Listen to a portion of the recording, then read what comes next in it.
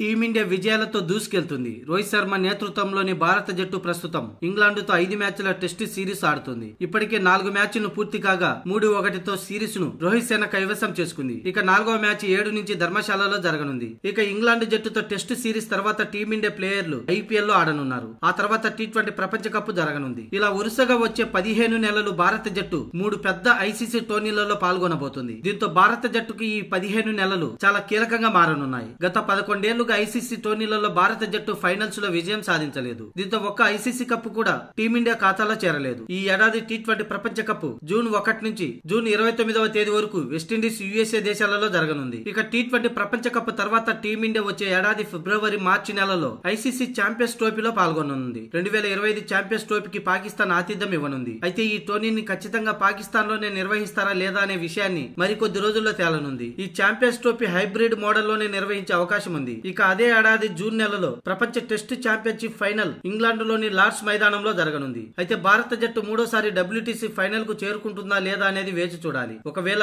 Final కు చేరుకుంటే మాత్రం అటు T20 వరల్డ్ కప్, ఇటు ఛాంపియన్స్ ట్రోఫీ, అలాగే టెస్ట్ ఛాంపియన్షిప్ ఈ 3 మేజర్ టోర్నీలలో టీమిండియా కప్పు సాధించాల్సి ఉంది. 11 ఏళ్లుగా ఎదురు చూస్తున్న ఏ ICC టైటిల్ ని గెలుచుకోలేకపోయిన టీమిండియాకు ఈ మూడిట్లో కనీసం 2 టైటిల్ అయినా గెలవాల్సి ఉంది.